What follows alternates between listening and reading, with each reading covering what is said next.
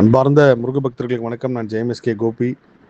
இந்த குரல் பதிவு எது சம்பந்தமானதுன்னா, என்னோட முருகர் ஆராய்ச்சியில் முருகப்பெருமான் எத்தனையோ அற்புதங்கள் அதிசயங்களை உணர்த்தியிருக்காரு. அதில் குறிப்பாக திருச்செந்தூர் பற்றி நான் பல விஷயங்கள் பார்த்து கண்டு உணர்ந்து மெய் சிலிர்த்து போயிருக்கேன்.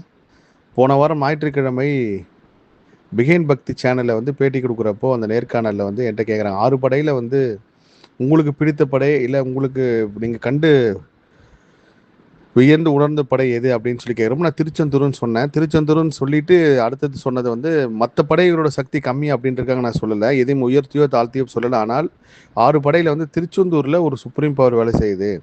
அது எப்படின்னா பஞ்சபூதங்களோட சக்தி அதிகமாக அங்கே இருக்குது. அது மட்டும் இல்லாமல் ஒரு சில விஷயங்கள் நான் அடுத்தடுத்த நேர்காணலை சொல்கிறேன்னு சொல்லியிருந்தேன்.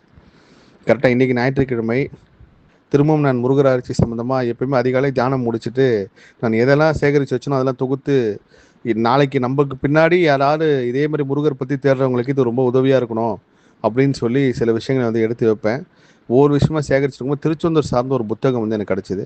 அதில் நான் எதெல்லாம் தேடணும் அதெல்லாம் முருகப்பெருமான் காட்டினார். நான் ஒரு நேர்காணல் சொல்லியிருந்தேன், திருச்செந்தூர் முருகப்பெருமானுக்கு உகந்த நாள் திங்கட்கிழமை தான். அதுக்கப்புறம் தான் சமீப காலத்தில் ஜோதிடர்கள் சார்ந்து சில விஷயங்கள் சொல்கிறப்போ குருஸ்தலம் யாருன்னு சொன்னாங்க. ஆனால் திருச்செந்தூருக்கு திங்கட்கிழமை ரொம்ப உகந்த நாள் முருகப்பெருமான அப்படின்னு சொல்லி பார்க்கறதுக்கு உகந்த நாள்னு சொல்லி நான் பதிவு பண்ணியிருந்தேன்.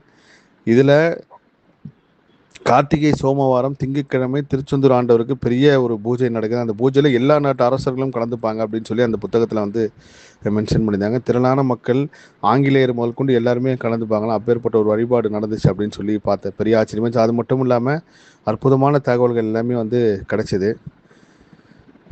இதுவும் முருகப்பெருமான் கருணை தான். இந்த புத்தகத்தை ஒரு முருகர் அடியார் எனக்கு அனுப்பியிருந்தார். சார், உங்களோட முருகர் ஆராய்ச்சிக்கு உதவியாக இருக்குன்னு சொல்லி அவர் அனுப்புனதை நான் காலையில் பார்த்து எல்லா விஷயமும் பதிவு செய்து எடுத்து வச்சுருக்கேன். கண்டிப்பாக அடுத்தடுத்த குரல் பதிவிலும் நேர்காணலும் நான் பதிவு செய்கிறேன். எந்த சூழ்நிலையுமே முருக பக்தியில் சலனமே அடையாதீங்க. இதுதான் என்னோட தாழ்மையான வேண்டுகோள். சலனமே அடையாதுங்க.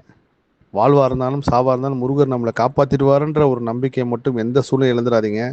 உடன் பிறந்தவங்க, கூட இருக்கிறவங்க யார் விட்டு போனாலும் முருகர் உங்களை விட்டு போக மாட்டார். எல்லாருமே ஒரு கட்டத்தில் நம்ம செய்த நன்றியை மறந்துடுவாங்க. ஆனால் முருகப்பெருமான் மறக்க மாட்டார். மறக்கும் தெய்வம் அல்ல அவர், தண்டிக்கும் தெய்வமும் கிடையாது.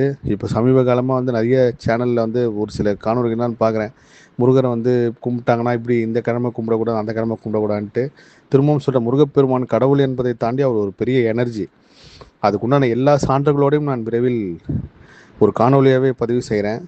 முருகா அப்படின்னு நீங்கள் கூப்பிட்டாலே அந்த சக்தி உங்களுக்கு வேலை செய்கிறப்போ நீங்கள் கும்பிட கண்டிப்பாக இன்னும் உங்களோட ஊழ்வினை கருமை வினை மாறி அடுத்த கட்டத்துக்கு தான் போவீங்களே தவிர சரிவுக்கு வர மாட்டீங்க. சரிவுக்கு வர மாதிரி இருக்கிறது எல்லாமே ஒரு மாயான ஒரு பிம்பம் தான். உங்களை முருகப்பெருமானை கும்பிட விடக்கூடாது. நம்ம ஊழ்வினை கருமனை செய்கிற ஒரு செயல் தான். அதை மீறி என்ன நடந்தாலும் நான் கந்த கடவுளை மறக்க மாட்டேன்னு சொல்லி கும்பிட ஆரம்பிங்க. பழனி மலையிலேருந்து இந்த குரல் பதிவு செய்கிறேன். எல்லா புகழும் முருகனுக்கே. நன்றி.